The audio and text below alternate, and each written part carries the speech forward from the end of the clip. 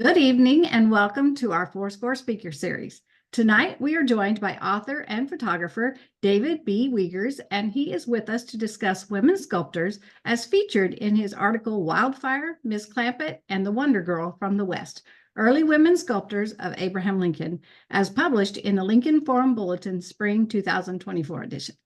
My name is Phyllis Evans, and I'm the Senior Director of Development at the Lincoln Presidential Foundation. Our foundation is the only national foundation focused on increasing access to history, educational programs, exhibits, and sites highlighting the life and legacy of Abraham Lincoln. We do our work in cooperation and partnership with others locally, nationally, and globally, with a vision for a world where freedom and democracy flourish, inspired by the life and work of Abraham Lincoln. To learn more about how you can support this mission, please visit our website at lincolnpresidential.org. Before we begin tonight's program, I'd just like to remind you that we will entertain questions from the audience, so please type them in the Q&A box below, and we will get to as many as we possibly can. And now, please join me in welcoming our Foundation President and CEO, Erin Carlson-Mast. Erin? Thank you, Phyllis. Greetings, everyone, and thank you for being with us for another Fourscore Speaker Series. We're delighted to be joined today by author and photographer David Wiegers for a special visual presentation and discussion on women sculptors who created notable works on Abraham Lincoln. As Phyllis mentioned, David wrote a piece titled Wildfire, Miss Clampitt, and the Wonder Girl from the West, Early Women Sculptors of Abraham Lincoln, that was featured in Lincoln Forum's Spring 2024 publication. In the middle of the 19th century, American art, and sculpture in particular, was still a male-dominated profession.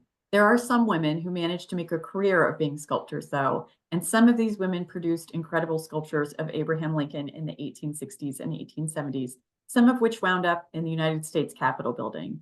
These women sculptors have fascinating stories we will delve into with our speaker tonight. And I should note that today's program will be a bit different from our typical Fourscore programs. For one thing, Dave has generously created a slide presentation so that you can see the many different sculptures he'll be discussing with us tonight.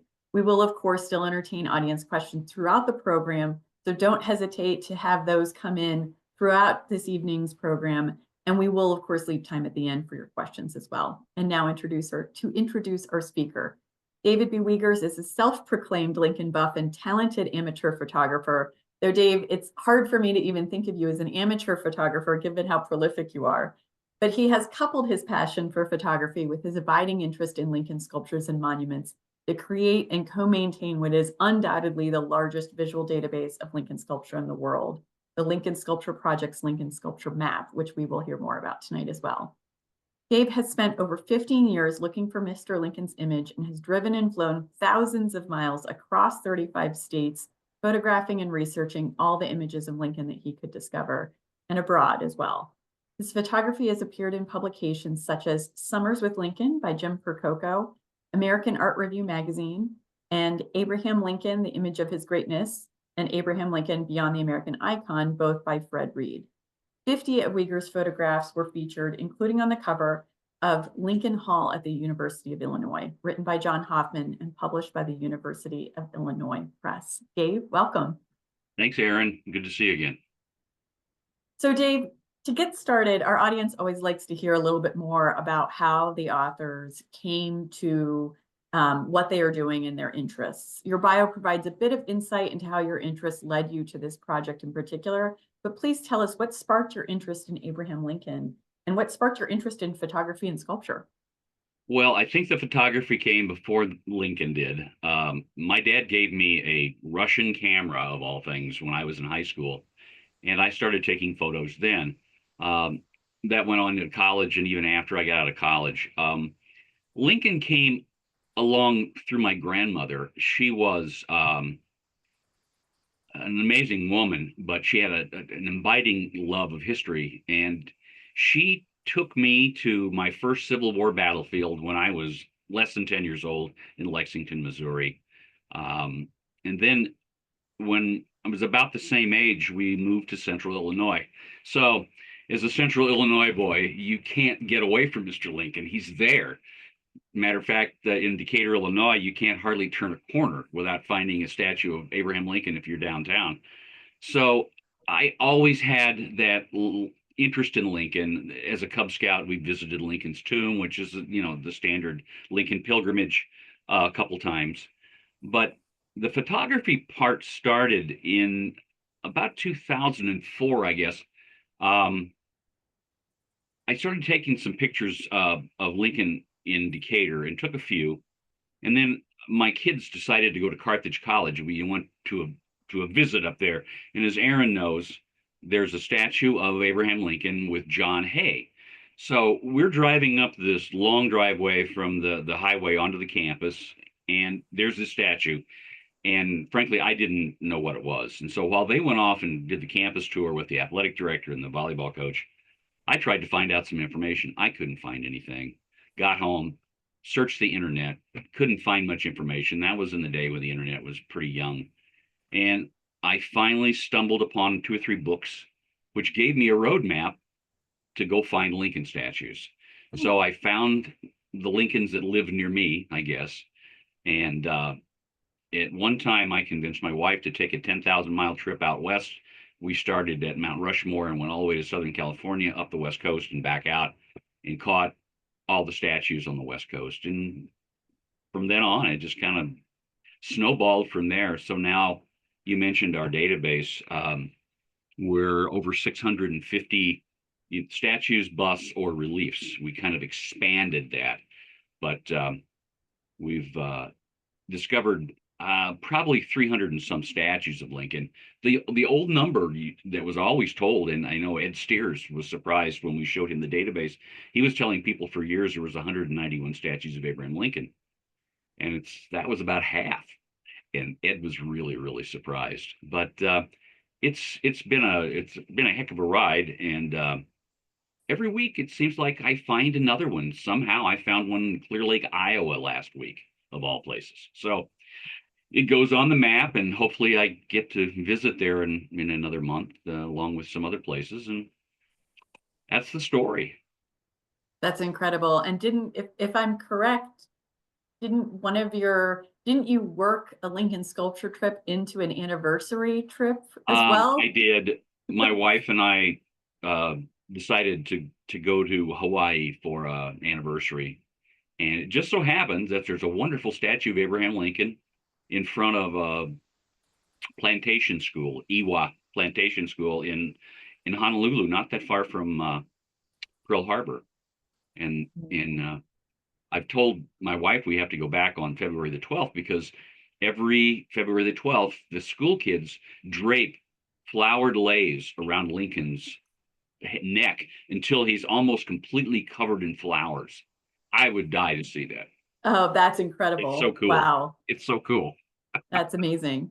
Well, can you, and I know that you have slides to share, so maybe we can start doing that, but what gave you this idea to do an article about these women sculptors in particular? Well, as I was putting together the map with Scott Schrader, some of the questions that we were being asked that we documented in the intro to the map were questions like, how many women sculptors are there of Abraham Lincoln? And after it was all said and done, I think we came up with about 20.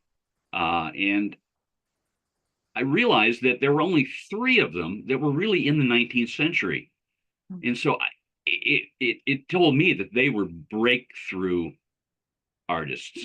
And when I started to dig into their story, I found that they had amazing life stories. They were all born in the 1840s or so. 2 of the 3 met Abraham Lincoln in person, and those stories we'll get into in a little bit because they fascinate me. And they all ended up going to Italy and ended up becoming a part of a group of expats, painters and sculptors, a lot of them women.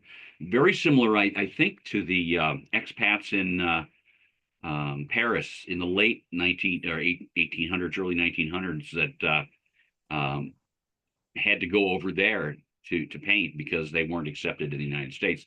Similar thing was going on in the United States with women sculptors. We do have a question from the audience, and it's asking for clarification from Autumn on where in Iowa you found that most recent sculpture. It was in Clear Lake.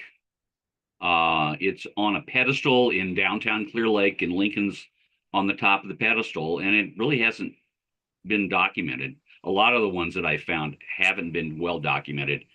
I either stumble on them as I'm doing Google searches, or every once in a while somebody will send us a message through the map and say, do you know about this one?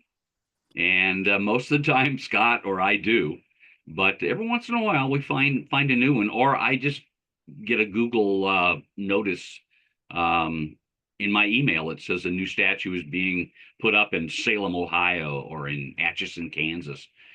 And then the race starts again. Yeah, absolutely. Well, I mean, it is a fantastic digital humanities project too. And one of the great things about having that information out there is that you have more people who can come to you and say, I noticed something that's not on that map, and the map grows. Great. That's exactly why we did it. You want me to go ahead and share now, Aaron? Yeah, go ahead. That would be great. Okay, I'm going to do that. Let's see. So we'll share. And I think we're good. Excellent. It says I'm sharing. Okay. So, Dave, you talked a little bit about this expat group, Yeah. the White Marmorian Flock. Can you describe these women, Edmonia Lewis, Sarah Fisher Ames, and Vinnie Ream, known probably by most people in the audience as Vinnie Ream? Right. And you talked about this group of expats, but also they form this sisterhood, as your title slide says here, a sisterhood of sculptors. How did they come together? And what were some of the reactions to what they were doing? The reactions are very interesting, and I hopefully at time I've got a letter written by the mother hen, I call her, of this flock. For some reason, Rome became the epicenter for sculpture in the 19th century. If a sculptor, whether it be male and or some female sculptors, wanted to get their education, they could go to college in the U.S. Some of them could, many couldn't, just because they weren't allowed to. But they gravitated toward Rome because of so much classical sculpture there, and Renaissance sculpture. And in 1852, a sculptor named Harriet Hosmer, who was, I believe, from the St. Louis area, showed a lot of promise, could not make her way in the United States, and she ended up going to Rome, and she drew together a fairly large group of people, not just women, but also male sculptors. But the female sculptors are the ones that I found the most interesting. And they all had their studios in Rome. They would know each other socially and professionally. And the males of the day were a bit skeptical of the women sculptors, as you can imagine. I'm going to click on and I'm going to show you a picture here. This is Harriet Hosmer. She's a tiny thing. She and Vinnie Ream were very small people. And this is her in her studio in Rome, working on a statue of the Missouri Senator Thomas Hart Benton. Oh my goodness. And wow. She encouraged the ladies in this group. But let me tell you what one writer, and I think many of the folks here will have heard of Henry James. He's the one that coined the phrase the White Marmorian Flock. And despite a lot of ridicule and scorn, when they took residence in Rome, they got away from that. But the phrase White Marmorian Flock refers to the white marble that many of them were using, and that comes from Carrara. And we've all heard of Carrara marble. And that it comes from the hills near the coast north of Rome, nearer Pisa than it is to Rome. But this is what James wrote, and very irreverent, I think. He said, that strange sisterhood of American lady sculptors who at one time settled upon the 7 hills of Rome in a white Marmorian flock. Now, it was kind of a playful moniker, but still, I think you catch the sarcasm and the despise of the whole idea of women artists. coming out from him. But regardless of his intent, he decried these women, a flock, a group, a homogeneous group, despite their considerable age difference. Because Sarah Lewis was a bit older than, or Ames was older than Lewis and older than Vinnie Ream. And they had lots of differences in social position, in age, I said, sexual preference, and race. And we'll see a little bit of that in every one of the ladies that we're going to talk about. So they had to go to Rome. And I've got a quote later we'll talk about with Edmonia Lewis about why she personally had to go to Rome. Mm-hmm. So this is the sisterhood that I'll talk about. These were all women, American women, that ended up going to Rome, started out in the United States. And so we'll take them from left to right today. I want to mention before I forget, Vinnie Ream is considered one of the most photographed women of the 19th century. There are a ton of photos. She and Frederick Douglass is said to be the most photographed man of the 19th century. She might be the most photographed woman of the 19th century. Not only photographed, Healy, the famous artist that did a Lincoln portrait, also did a portrait of her, and we'll see that in a minute. So if you want to, we'll start now. We'll go into Edmonia Lewis if you want to. That would be wonderful. And, okay. And just even the fact that her nickname is Wildfire is, I think, going to be of interest to people understanding, just if you could share a bit about each artist, their backgrounds and their style and the impact. But for Edmonia in particular, I'd really love to know, about how she gets that nickname too. Yeah, she's to me, if not the most fascinating, she and Vinnie Ream are. Sarah Ames' story about how she came to sculpt Lincoln, I think, is fascinating as well. But let's start off with something that Harriet Hosmer said, and I'm not going to read the whole thing, but talking about how women were perceived. She got a commission for that statue she was working on, and she says, I have reason to be grateful to you because I am a woman, and knowing what barriers must in the outset oppose all womanly efforts, I'm indebted to the chivalry of the West, which has overleaped them. So she wanted the committee to know how much she appreciated the commission that she got, which was very unusual to get a statue of that size for a woman to get. And so she felt that she needed to let the people in St. Louis know how much she appreciated it, and that how hard she was work, even though she was a woman, to fulfill their expectations. So let's talk about Wildfire. Could you, but right before you do that, since you did talk about Hosmer, what was, how formal was her relationship with these three women that we're going to be focusing on today? It wasn't terribly formal. It wasn't like Gertrude Stein in Paris, where she had salons, and things like that. I think mainly she helped them be in a safe place where they could do their art without the criticism that Edmonia Lewis will tell us about here in a couple minutes. Hosmer was busy herself. She had commissions. She was the very first professional sculptor, woman sculptor in the United States. She got a lot of commissions. She did very well for herself. But again, she had to go to Rome to find her spot before she could come back and do work in the United States. So Rome was almost like a proving ground. Yeah, I think so. As well as that camaraderie. I think so. Yeah, they supported one another. They would help each other find studio space. I read one story where one of the sculptors taught Vinnie Ream how to pick the right kind of marble and how to do that, which is it's a great story on how that happens. So on the left this is Wildfire, and so this is another photograph of her. There's several. She's not very big. She's probably just about 5 feet tall. But the interesting thing about her is she got her name Wildfire because Her mother was American Indian, and her father was an African American. He was Haitian, though there's some question if he's the Lewis in the last name. There were two men that it could have been.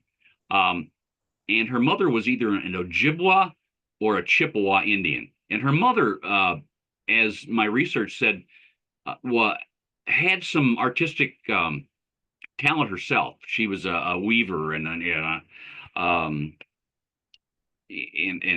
actually sold some of her baskets and things to tourists. So she was born in upstate New York, not too far from Albany.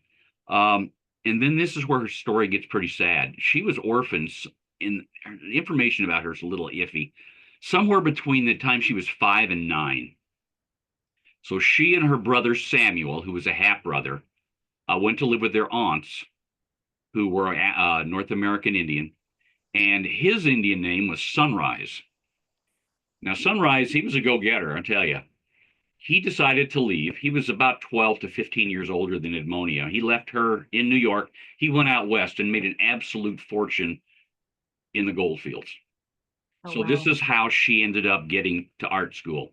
He paid her to go to school in Boston, and then in the 1859 or 1861, she went to Oberlin College. Now, Oberlin College was an interesting place. It's the oldest coeducational liberal arts college in the United States, second oldest continuously operating institute of higher learning in the world. And then in 1835, they became the first college in the U.S. to admit African Americans. And in 1837, the first to admit women. But her time at Oberlin was not pleasant. Just because they seemed to be very progressive and run by abolitionists did not mean that racism and discrimination were non-existent. During her third year there, I believe, she was accused of poisoning two of her roommates. And she was actually arrested, put on trial. One of the trustees was an abolitionist, took up her case. He became her lawyer. And more evidence came out that the women had not been poisoned. They had actually been given something called Spanish fly, which is supposedly an aphrodisiac of some kind. And so she got off. But during the trials, while she was free, she was attacked by vigilantes in Oberlin and beaten severely and raped. Oh my goodness. Yeah. So she's so resilient, though. She tried to get back into school. She got into school. And then just prior to her last year, she was accused of stealing art supplies from the college. And that was never proven. And she had to leave, and she went to Boston, where she hooked up with a sculptor there because she was showing tremendous talent. And the sculptor took her under his wing and gave her instruction, let her work on pieces with him and for herself. And eventually, she got good enough that she convinced the father or the family of Robert Gould Shaw, famous for the 54th Massachusetts Infantry, African American infantry, that we know from the movie Glory, of course, to do a bust of Robert Shaw. She did a bust, and this is it on the right, and it's a very good likeness, I think. The family loved it, and she ended up selling 100 of these, along with other busts of other abolitionists, including Douglas, Garrison, among others. So with that money, she heads to Rome. And so while she's in Rome, she does many statues. These are just some of the ones that she did. The two on the upper half of the screen are about 2.5 feet, 2 to 2.5 feet tall. It showed that she did a lot of work using her African-American background. So that's the Marriage of Hiawatha on the left. This is something she titled The Arrow Maker on the right. Then down below, as a lot of sculptors did, and painters do the same thing, they would go and make copies of the works of the masters. So this is a work that if you've been to Rome, You've probably been to a church where you could see Moses by Michelangelo. This is her copy. It shows a tremendous amount of talent on her part. And finally, the piece on the right was her pièce de résistance. It's about 6 feet tall. It's approximately life size, and this is called The Death of Cleopatra. And it has quite a history. It was shown at a Paris exposition, got rave reviews, went to the United States, was shown in Chicago, was purchased, and then disappeared for years. It ended up in the basement of a saloon in Chicago somewhere. Yeah. Oh my goodness. They found it. Somebody bought it, and they put it over the grave of a racehorse named Cleopatra. And eventually someone else bought it, and it disappeared again for many years until in the latter part of the 20th century, it was found in a storage room in the Ford City Mall in the south side of Chicago. And it ended up in the Smithsonian. So that alone is a great story about her. But this is her Lincoln. Now, remember, of the 3 ladies we're talking about, she's the only one that never saw Lincoln. So she got probably pictures that were available of Lincoln. It was too early in time for her to use the Volk life mask of Lincoln, but there would have been engravings and things in the papers and periodicals. So this is her Lincoln, done in 1871, and she sold this. It's a one-off. I don't know of any other copies of it. This one's in the San Jose Public Library. It was purchased by an individual and given to the library. And it's on display there now, along with, I think, a couple other pieces of hers. So that's Edmonia Lewis. She's resourceful, she's stubborn, she's talented, and she's of mixed race, which in those days was quite unusual. But she came back and forth from Rome to the States. Eventually, she died in the early 1900s, and in an unmarked grave. Someone finally found her where she was buried and put a stone on it many, many, many years after her death. So you can go to London and find her in a cemetery there. She was buried in London. I don't remember the name of the cemetery. Okay. I have it in my research, but I don't recall the name of it. One little tidbit about her, she has a stamp. I don't know if anybody remembers, but back in 2022, the U.S. Postal Service put out in their Black Heritage series, Edmonia Lewis postage stamp. And I think it says a lot. She's a forever stamp, and she's a forever character in the sculptural landscape of American sculpture, I think. The only other 2 cult sculptors that have stamps, Augusta St. Gaudens and Daniel Chester French. Pretty good company. Goodness. Yep. Excellent company. Pretty good company. So this is our second lady. This is Miss Clampitt. She was Sarah Fisher Clampitt, and eventually she married a gentleman named Ames, and she was also a member of this sisterhood, though she didn't spend as much time in Rome as the others. She, again, hooked up with Harriet Hosmer, knew Hosmer, but she married a gentleman named Ames, Joseph Alexander Ames, who was a fairly well-known painter. That's him on the left. Couldn't find a photo of Mr. Ames. And this is a Lincoln that he did. This is a full head-to-foot portrait of Lincoln, and I think it was well done. Though they got married and went to Rome not because she was trying to get away so much. He had a commission to paint a portrait of Pope Pius IX.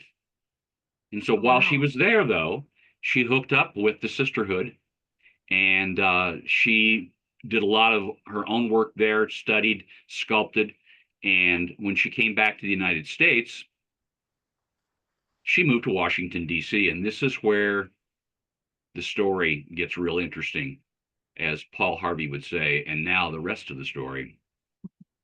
She moved to Washington. Not sure what happened to her husband. I read somewhere where he ended up in New York and she's still in Washington. So that's the story for a different day, I guess. So Sarah Fisher Ames worked as a nurse when she got back to DC. And eventually she also became a hospital administrator. And because of the fact that Lincoln and Mary would visit the hospitals, as we all know, she got to know the president. But at the same time, she got to know some rather important people in Washington, including one named Noah Brooks, who was a very close confidant of Abraham Lincoln. So she had done a bunch of sketches in preparing to do a sculpture of Lincoln, but she just didn't feel like she had everything she needed. And she did not get a sitting audience with Lincoln. She asked for photographs. Well, Noah Brooks worked with Lincoln's secretary, John Hay and Nicolay, to have pictures taken of Abraham Lincoln. And they made arrangements with Gardner, who was an assistant to Matthew Brady at one time. So Alexander Gardner is the rather bushy, wild man looking guy in the upper left-hand corner. He had a studio in DC, and that's it there on the right. And they made arrangements to get pictures of Abraham Lincoln. The thing was, Aaron, nobody knew that this was even going on until Harold Holzer, many, many years ago, was writing a book. If I can find it here, it's called Lens of War. And he wrote a story about this picture of Abraham Lincoln. And in that, he did research and found out, while reading John Hay's diary, that Hay wrote that he and Noah Brooks met Mr. Lincoln and Mrs. Ames at Gardner's studio for photographs. Oh my goodness. And those photographs, this is the most famous one, which is typically called the Gettysburg Lincoln, because it was taken just prior to him going to Gettysburg. It was taken on November the 8th. And we know that date because that was the date of the diary entry. So this photo was taken. A couple others of Lincoln were taken, and the photo at the bottom left of Lincoln and his secretaries, Nicolay and Hay, were taken at the same time. Now, we know that these had to be photos not necessarily taken for public consumption, because someone didn't discover this photograph until 1909 or thereabouts, when they were going through Gardner's negatives. So these were just taken for Mrs. Ames' use, never intended to be made public, which, considering that that's the most famous portrait of Abraham Lincoln ever taken, I find that just... That's incredible. It's incredible. It really is. So she's got these photographs. She's got her sketches. So now she does a model of Lincoln. And that was done between 64 and 65, done in plaster. Notice the draping. That's a very neoclassical style, which was the style of the day.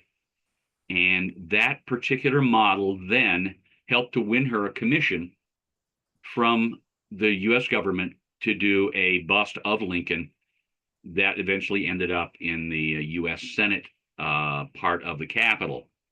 And so there are 5 copies of it floating around. There's the one in the Capitol. There's 4 of them in museums. One is in Nebraska, I think, in Council Bluffs. There's one at Woodmere Museum. Is it not Brown University? I'm blanking on where, but there are 4 copies and the original. And this is what the original looks like. I think that is one of the best busts of Lincoln done in that era. I think that it more than rivals Dow David Jones bust of Lincoln. I really like this one. She really picked some great marble. I love the veining in this marble across his chest. And he, compared to Edmonia Lewis's piece, I thought hers looked a little stern, a little angry. Mm-hmm. He's very calm here, very relaxed, I think. And again, she draped him. And I can't tell you how much money she made off of this. I don't remember the contract, but this is really the last piece of sculpture that I can find from her. She wasn't particularly known. And for whatever reason, I don't know if it's because we'll find out with Vinnie Ream.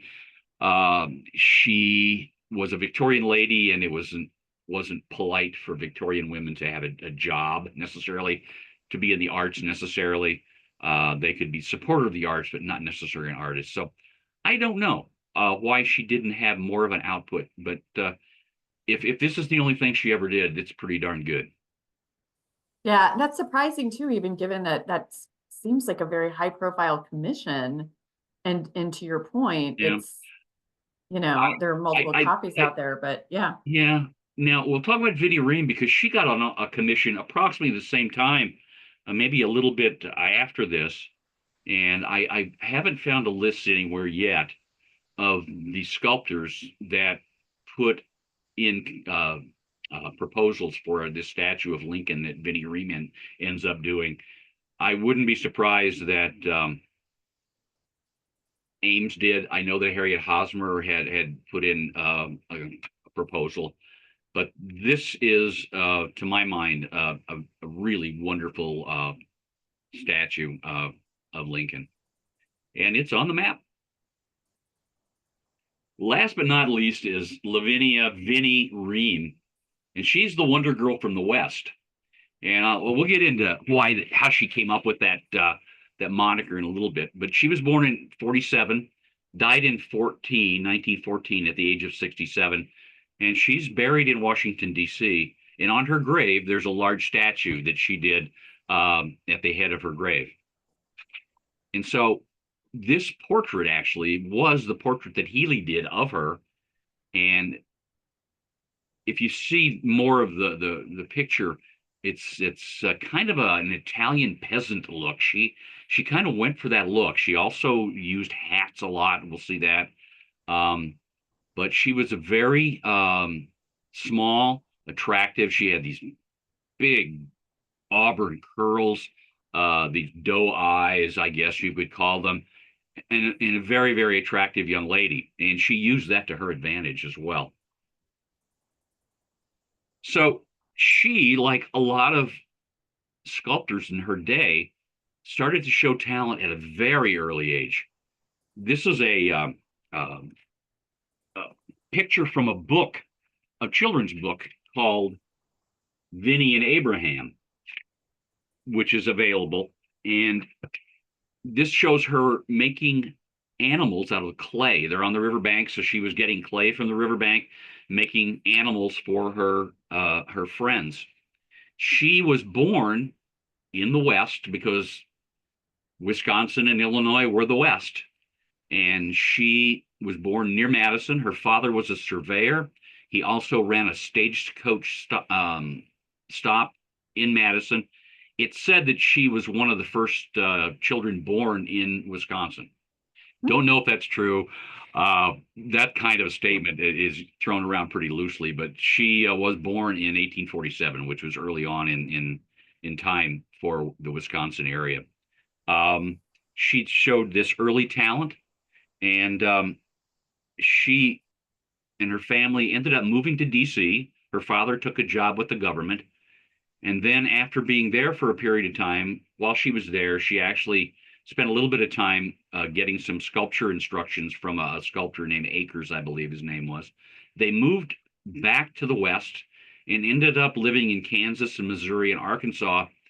And while she lived in Missouri, she went to what was called Christian College, which is now Columbia College, in Columbia, Missouri, where my sister is a proud graduate of, actually. And she got to know a lot of the people, powerful people, because Columbia is near Jefferson City, which is the capital. She got to know many of the politicians, and eventually the family then moved back to DC, and she used those connections to take her to the next step of her career. So this is Vinnie at a fairly young age. This is probably her in her late teens, I would guess. So now, again, this is where it gets really interesting. How in the world did she get to sculpt Abraham Lincoln, this small little girl from the West? Well, people that she knew a sculptor in DC named Clark Mills. Clark Mills was a very famous sculptor. Well known, he did the statue of Andrew Jackson in front of the White House. Also a copy of it in New Orleans, in front of the cathedral in New Orleans along the river. So she went to visit Mr. Mills with one of her influential friends, politician. And while she was there, she saw him working and she says, I can do that. And so she showed him. Now, I'm not sure she did it there. She took it home and brought it back, but he was pretty impressed with her work. So he let her become a part-time apprentice while she worked at the U.S. Post Office. She was one of the first women to work for the Postal Service. The men were off at war. They were hiring women. She was one of the first people that worked for the Postal Service during the Civil War. So between the Postal Service and working for Clark Mills, she got to know a lot of famous people. And Clark Mills, for people that are curious, these are the two life masks of Abraham Lincoln. They're not death masks.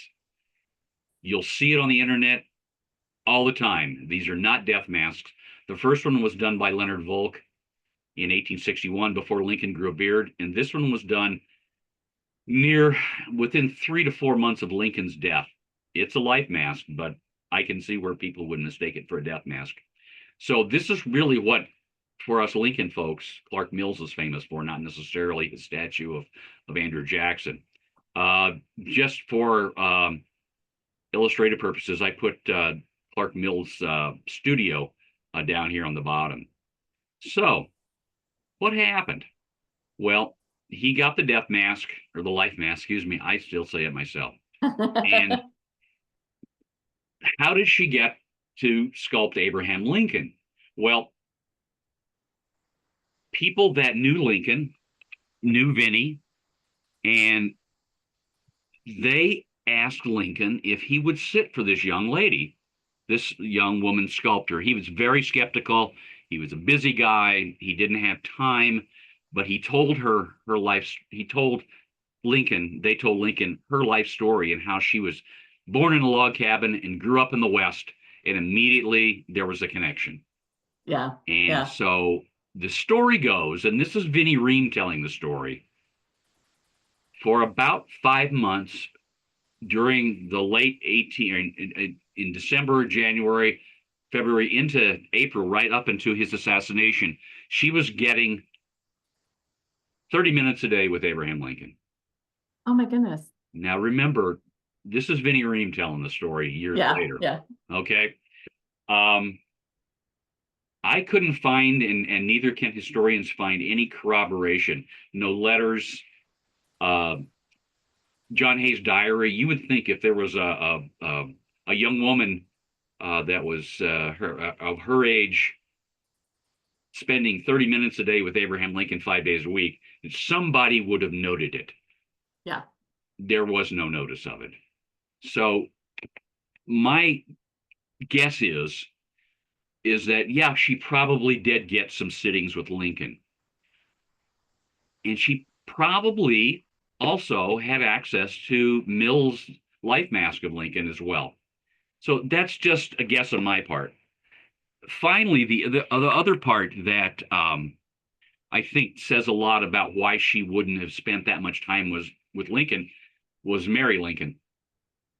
She was quoted one time as saying, "I will never permit Lincoln to see any woman alone." So I think that's a pretty good tell that she probably didn't spend as much time with Mr. Lincoln as she let on. Perhaps it was, you mentioned that she had access to the life masks. Perhaps she would have perhaps had there's to, some metaphorical. a student. Yeah, I think that's a logical conclusion.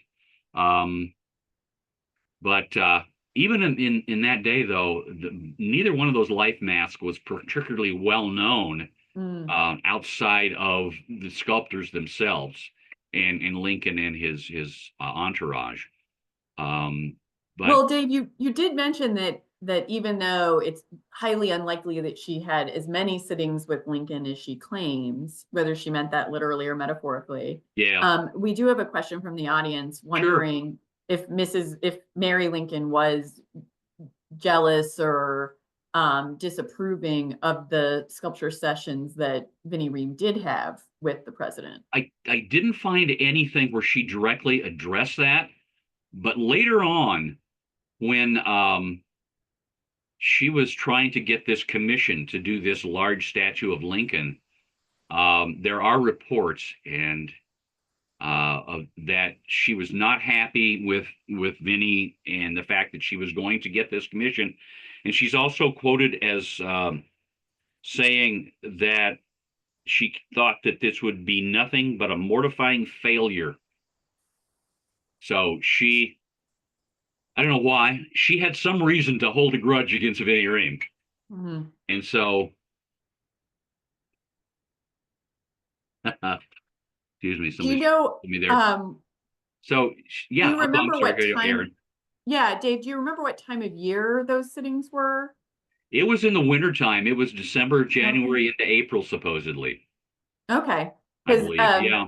An audience member wondered if perhaps some of those sittings were taking place when Mary Lincoln was off on some of her travels. We know she would go up to Vermont. Oh, no, we know didn't track it down that closely. Okay. But again, Hayes had kept a pretty detailed diary. And if he commented that Mrs. Ames went with them to see Gardner somewhere over a period of a few months, he would have mentioned that Vinnie Ream was spending 30 minutes a day with Lincoln in his study. That's a good, excellent point. I think that's logical.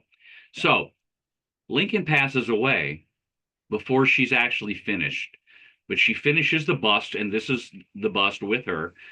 And this is a very common look for her. Again, she's kind of got that Harriet Hosmer beret thing going, and she's wearing a smock, and she's got a piece of cloth that draped over Lincoln here.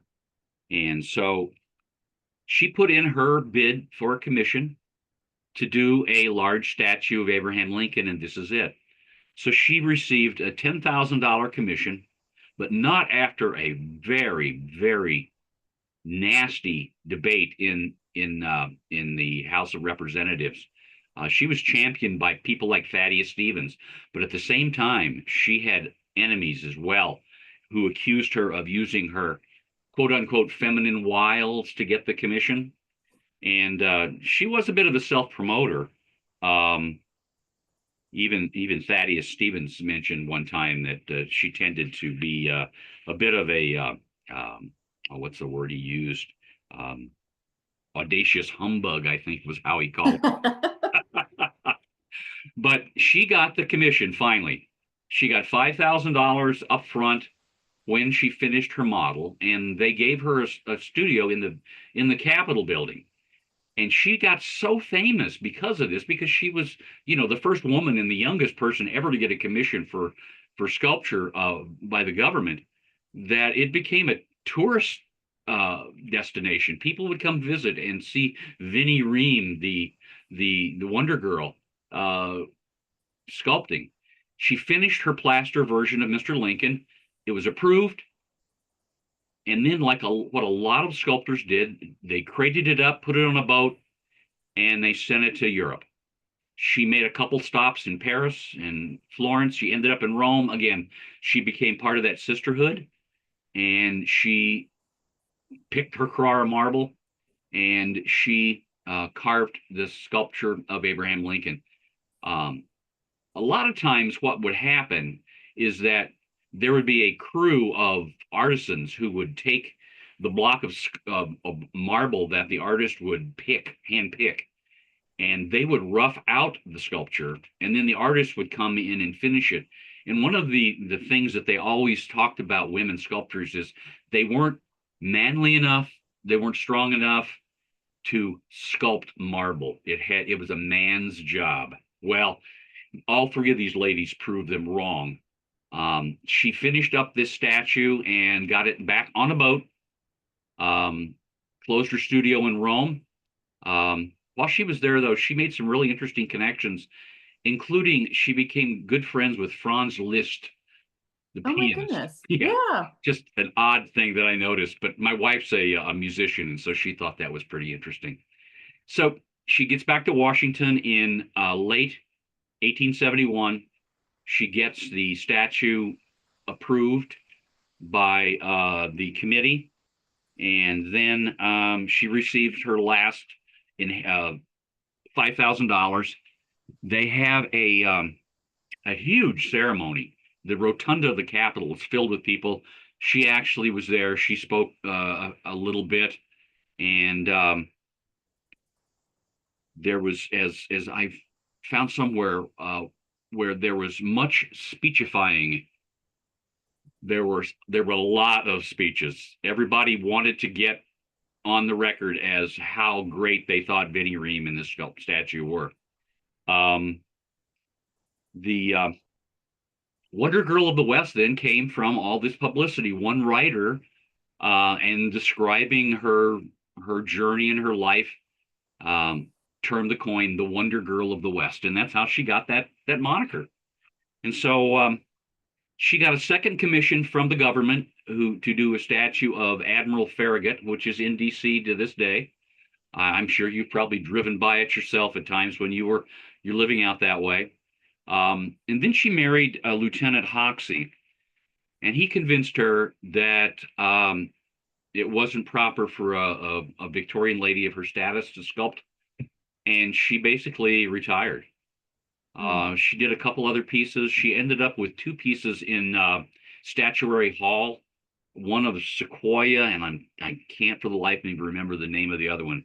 So she did a little more sculpting before she got married in 78.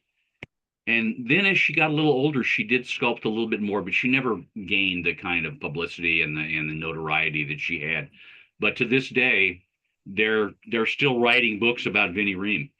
I've got two or three that I found, including one that was written by her husband. But this is another one. This is just a small little book about Vinnie Ream. There's a bunch of them out there. And so that's her story. She died in November of 1917. She's buried in Washington. And those are three of the most fascinating ladies I've ever run across in the arts. And they're still remembered to this day. Incredible. Yeah. So I just thought it'd be fun to see the ones side by side. So you've got Edmonia Lewis. Lincoln's got a bit of a sour face on him, I think, in this one. In the one in the middle, he's very placid, very calm looking. And then this is her bust of, this is Ream's bust of Lincoln, who basically is just a bust of the large statue looking down. And he looks a bit stern himself there. But I thought an interesting comparison of how three sculptors from the same era saw Lincoln. Lewis's piece and Ream were not neoclassical, where Ames' statue was. Excuse me. And so that's the three ladies. That's the sisterhood of sculptors. That's incredible. We have a great question from a member of the audience asking, well, a lot of great questions actually. So Emily asks if any of the female sculptors have any drawings or sculptures of Dr. Mary Walker, the only female Medal of Honor recipient who was a Civil War surgeon. I've never run across one.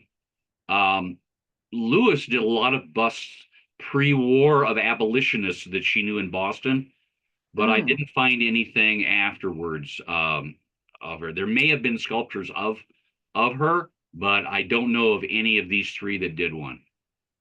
Another audience member asked if there are any journal entries, letters, or quotes regarding how any of these female sculptors processed or dealt with Lincoln's assassination. I know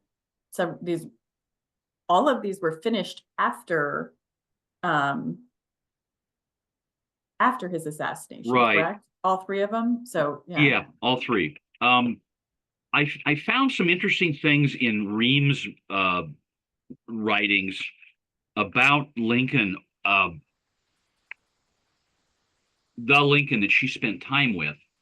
She said that he was very sad, and he was even, was it 2 years later, was still mourning the death of his son, even into late 1864 and into 1865. I can't remember anything specific that she says about Lincoln's death, other than, you know, the sadness, and that she had to finish her work without Mr. Lincoln. Other than that, no, I wasn't able to find anything. There's one thing that I did have that I wanted to share with everybody, especially about Lewis, and I kind of ran past it because of the fact that she basically, I don't want to say got run out of the United States, but she felt like she had to leave the United States. This is a quote that I found from her about her time in Rome. She said, I was practically driven to Rome to obtain the opportunities for art culture and to find a social atmosphere where I was not constantly reminded of my color. She says the land of liberty had no room for a colored sculptor. Oh my Very, goodness. very telling. Yeah. But she found a safe place with Harriet Hosmer and the Sisterhood in Rome. Yeah. One of our audience members wanted to know if Miss Ames went to DC specifically to do sculpture, and work or volunteer at the hospital specifically to meet the Lincolns. Like, was that No, an intentional thing? it appears that she went to Washington because that's where her husband went. He did both a large portrait and a small portrait of Lincoln. I couldn't find much information about him as I was working on these ladies, because I kind of had my attention diverted toward them. But she ended up not being a sculptor. If she really was trying to really force her way onto the scene as a sculptor, you would have thought I would have found something where she had studied with another sculptor like Vinnie Ream did with Clark Mills, or that Lewis had done with Paula Akers up in Boston. It looks like she followed her husband to DC. She was still doing art. She was doing sketches of Lincoln as she ran into him. But apparently, like a lot of women in those days, she became a nurse. Nurses didn't, of course, in those days, didn't have the same kind of training that we think of as a nurse today. But she was so accomplished and well educated that she became an administrator. And that's probably more likely where she met Mr. Lincoln and had more in-depth conversation and interactions with him as an administrator than she would have as a nurse in a hospital. Yeah. I think we have time for one more question, and then I want to make sure that we give everyone the information about your map, because we're 2 minutes to the top of the hour here. But the audience, so there's sort of two different questions here, and they may or may not be related. One asks if any other Lincoln family members had sculptures done of them, including Mary Lincoln. I know that there are some more contemporary, family groupings and things like that. And then another question is if there were any children by the female sculptors, which I think might be a question about whether or not they have descendants. Let's see. Let me take the second one first. Let's see. I don't know of the children of Ames. I do know that Vinnie Ream did have a family after she got married and retired. I don't remember how many. It was either one or two children. Her husband actually wrote a book about her. I've never been able to find a copy of that book that I could afford to buy because it's quite rare. But yes, they did have a family. Now, were there other Lincoln family members? I don't know of any busts of Mary Lincoln because, frankly, there are so very few just statues showing Mary Lincoln. Yeah. There's one in Wisconsin. There's one in Springfield, and there's a copy of that one in Wisconsin in a Park District museum here in Chicago. And I want to say there's another one somewhere, but and I believe there was a bust of Robert done at one time. I don't know that I've ever seen it. I believe I've read that there was a bust of Robert. And I was at Hildene at one time, and I assumed that if there was a bust of him, it would have been there, but I don't remember seeing it. Okay. Yeah. Thank you for that, Dave. And then before we end the program, I'd love for you to, I know that you have a slide on it, but I believe Phyllis also has the link to drop. Oh, and yes, there's some things we didn't get to here. 20th century female sculptors. Yeah, there are a few. Most of them, the one on the right is by an Iowa sculptor named Nellie Walker, which is one of my favorites. It's limestone and Lincoln in bronze. Anna Hyatt Huntington, the most famous woman sculptor, probably. She specialized in animals, so I tell people this is a great horse and not a great Lincoln. Yeah. This is a sculptor in California on the left, Paula Slater in Kentucky. Forever Free by Susan Wagner in Wilkinsburg, and a wonderful bust by a woman sculptor on the campus of Chapman. This one here on the left, Double Lincoln, really unusual. I could spend 20 minutes just talking about that. One in Los Angeles. The one on the right here, these are the same people who were in that photograph of Lincoln and his secretaries. Oh, yeah. This is in Pittsfield, Illinois. It's right on the courthouse square, and I think they're wonderful. And the interesting thing about this sculptor is that she's Canadian, the only Canadian sculptor, male or female, I've ever found. So our map, it's not hard to find. If you look at the very top, if you type in Google Lincoln statues map, the last time I checked, we were the second call out here. Click on that map. It takes you to my website. You go across the top and you'll find Lincoln sculpture map. And other than that, or if you want to, you can come back and review this presentation. You can use this QR code. Oh, and fantastic. this is where it will take you. And this is where you can find out if there's a Lincoln that lives near you. Excellent. Thank you so much, Dave. It was absolutely fascinating to learn more about these three women sculptors. And I think that there will be plenty of other opportunities to have you on, because there are new sculptures all the time of Lincoln too. So there really are. Maybe we need a program just about the Lincoln sculptures around the world. I know that they're in London, Mexico City, Cuba, Austria, you name it. So that's a great subject, because I'm amazed how many of them there are. Before I started researching, people thought there were 3 or 4 of them, and I found probably 20 some. Yep. Go on the map. You can find pictures of them all, I think. Fantastic. Thanks again, Dave. Phyllis, back to thank you. All right. Yes. Thank you, Dave, so much for joining us this evening. You bet. It's been amazing to view your work and see it all, and I've just really enjoyed it. To close out our spring 2025 Fourscore programming, we will feature Dr. Frank Garman on Tuesday, May 13th, for a discussion on his latest book, A Wonderful Career in Crime, Charles Callum's Masquerades in the Civil War Era and Gilded Age. For more information on how to register, just visit our website at lincolnpresidential.org. Finally, as you close out tonight's webinar, we thank you in advance for taking a survey. I can't even talk. Thank you in advance for taking a survey. And as always, we thank you for joining us this evening, and we look forward to seeing you all again with us in May. Good night. Thank you.